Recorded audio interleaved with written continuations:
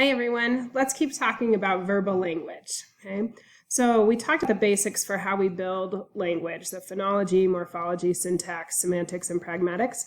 Now we're looking more at just pragmatics. There is a bunch that the different parts interface with one another, but we're really looking a lot at pragmatics here. Okay, so as we look at our verbal messages, okay, think about the functions of language. So we use language to interact with people in our daily activities to carry meaning, right? Sometimes language can be a social cohesion or hold groups together. We have a lot of notions of in-group language versus out-group language. So language has a way to keep people close together or to distance those who are different from it. And then we have expressions of identity with all the things that we've talked about before. Those can all be reflected just in our language. Okay? So what is language? Well, language is a shared set of symbols or signs that a cooperative group of people has mutually agreed to use to help them create meaning. So basically, we come to an agreement together as we speak about what is going to mean what. So when I say the word table, you likely have a picture of in your head that resembles virtually everyone in the classroom's picture in their head. And that has to do with kind of socializing and how we get words to mean something. Okay? It's completely arbitrary, meaning that we could have called a table something else, and we could have learned that that's what a table meant, was this other word. Okay? So how do we get language variation? Well, we get a lot of language variation because of time, because of people moving. Language is always changing, but we also have some variations that show up over and over again. So an accent is a difference in your phonological sound system. So a difference between what you have in your head versus the sounds that you're trying to approximate. So for example, if I were to learn Arabic, I would have trouble saying some of the sounds that are a little bit back further in the mouth that are not part of English phonology. Okay? In fact, I also have trouble hearing them, not just saying them. Okay? Dialect is accent plus, so it also includes different word choices. Sometimes it includes different syntax order. Sometimes it's the semantics. So like whether I call something a firefly or a lightning bug, is based on my dialect. Okay? Jargon is looking at words for specific fields of study, so like words that we use in linguistics, like morphology and phonology, but also words like you might use in a medical career. Those types of words, the jargon is just associated with a specific field. Slang is a passing fad, so it comes and goes. And some slang kind of hangs around and becomes part of the language, and some of it disappears. So a few years ago, one of my children used a lot of the sort of Valley Girl language, so she'd say things like totes adorbs, and that's just kind of a passing fad. It's not something that's really going to be sucked up into our language. Okay? So as we talk about language and how your brain works, what usually comes up is what we call the Sapir-Whorf Hypothesis. Okay, and this has lots of different names. The Sapir-Whorf Hypothesis is the name after the two people that sort of formed this theory. Okay? So before the 1900s, people did not think anything about language and your mind and really how people might experience the world. Starting in 1921, which is a raising of behaviorism in psychology as well. So knowing that the things that are around us influence the way that we grow up, right? So nature versus nurture, this would be the nurture part. So this is as that theory started to come around as well.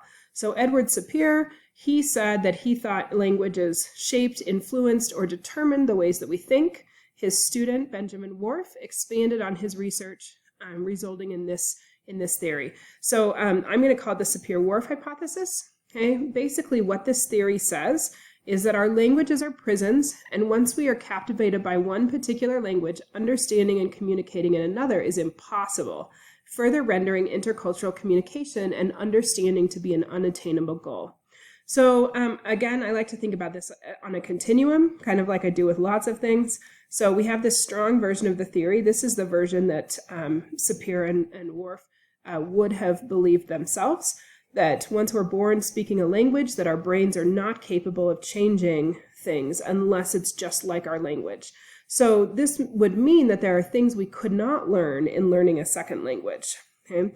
Now, I'm a subscriber to the weak version of the theory that's something like this. Language shapes how we think and experience the world, but we are capable of learning other language systems and incorporating new words and categories similar enough to our own to sufficiently communicate across cultures.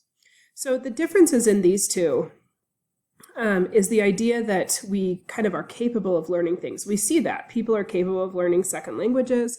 They're capable of taking in something that they haven't seen before. Okay, so something that that is often cited when we talk about the SapirWhorf hypothesis is how people perceive colors. So I'm sorry, I have a hair stuck on my face. So how we perceive colors. So there are many languages in the world that only have 3 or 4 colors. Okay, so usually they have a color for black, white, red is often number 3, and then maybe some sort of green-blue combination, or green and then blue, and then maybe yellow. But lots of languages don't have yellow at all. And so in Sapir and Whorf's time, they did not feel like people were capable of learning those. That in fact, people whose languages only had 4 colors were incapable of seeing the other colors that are there. We know that that's not really true for a number of reasons. However, there is some evidence that the way your language uses colors could impact the way you see the color spectrum. So even though we don't believe you're incapable of learning those colors, there is some evidence that there is carryover from that. Okay, so the way that I know there's evidence that we can learn the colors is if I ask a person who only has 4 colors in their language about yellow, often they'll use something to describe it, like it's the color of the sun or it's the color of daffodils. So they can describe it without having a word that's specific for that. Okay? Another argument against the strong version of the theory would be something like, in many languages, there are words for older brother and younger brother. And so if your language doesn't have that one word that means older brother or means younger brother, then you're not able to sort of determine the differences between the two. And that's really not true, because I've been able to describe it to you with using other terms, right? So I can use another word or add another morpheme to it that says older brother.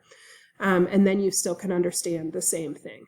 So for me, I'm a subscriber of the weak version of the theory. And in fact, I often don't think it's language that determines the way that we think. I think it's more culture that determines the way that we think, and that our language is more a reflection of our culture, instead of where Sapir and Whorf thought that language was the determiner and our culture came from the language itself. I think it actually happens the other way around. Okay, but there's still some debate about how this works in practice. Okay, so here are some examples. These are types of examples that are often used to talk about how language might shape the way we see the world. So there are some places where they have lots of words to describe parts of coconuts or coconuts. There are places where they have lots of words for skiing. And does that mean then that we can't, or sorry, not lots of words for skiing, but lots of words for snow? Does that mean that we can't see the differences just because we don't have those words? Well, not necessarily. It's more likely that our culture doesn't have words for it because it's not as important to our culture. Okay? And if it were important to our culture, we could develop the vocabulary we needed. There are also some discussions about things like how we view time. So in some languages, time moves from in front of you to behind you. That they see the future in the front. In some places, they imagine the future behind you because you can't see it yet. It's unknown.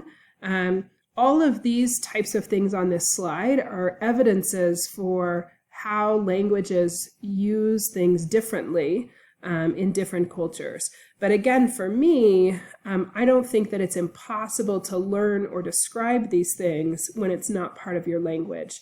I think it is possible for you to learn those things. One place where I actually subscribe to the more strong version of the hypothesis is with our sound system. It does seem like past a certain age that our sound system seems nearly impossible to get out of. Remember, I told you in the other presentation that that's where our accent comes from, is our sort of template of our sound system for our language.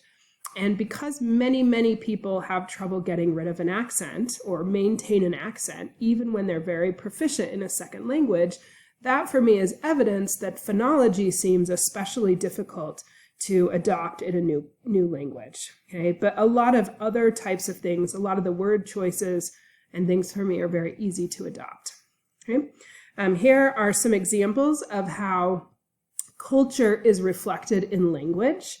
Okay, so language, when we use, especially for proverbs, that's a way that we preserve culture and share that as we go forward. Okay, and here's another one.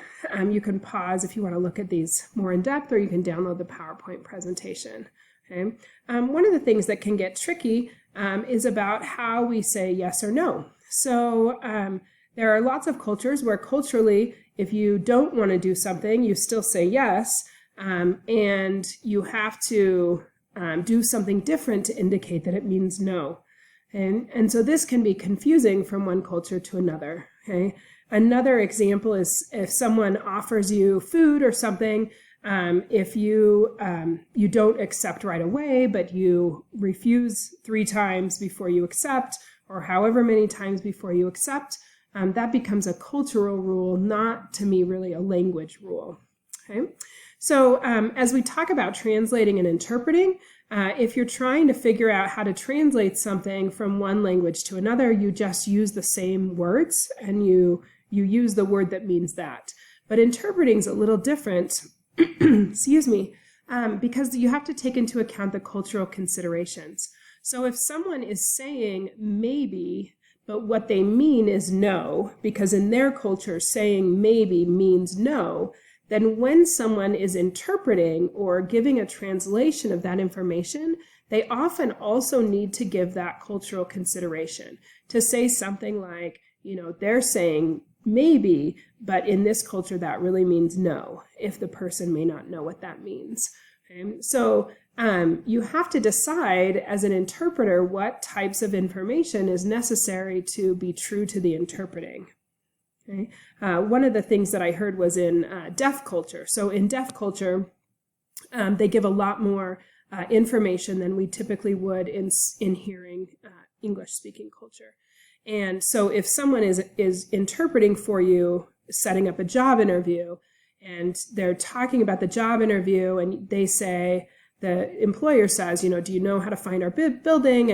And the person speaking ASL will say way more than they need to. And like, yes, I know how to find it because one time I had a doctor's office down there. And when I went to the doctor's office, then I knew that building was on the side. And those are not really necessary things for the employer to know. And in an English speaker to English speaker, we would never say those things out loud. But in ASL, they would say those things out loud, or not out loud, but with their hands. And so then should the interpreter translate those things word for word, which then makes the English-speaking employer think, well, that was really odd, or do they leave those things out because they know what's culturally appropriate? Okay, those are the types of decisions one has to make. Okay? So when we're communicating with language learners, if we want to make communication a little bit easier, the first thing to do is to slow down. So slower speech really helps. Okay?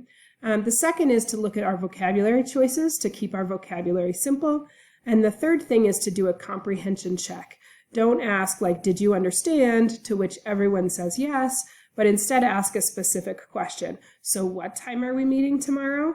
And then they can answer that with the time that tells you that they've got the time clear. Okay? So language establishes and maintains identity, helps with our hierarchies. Okay? And I believe that it shapes, but it doesn't determine our human thought, meaning we can think other things outside of our language.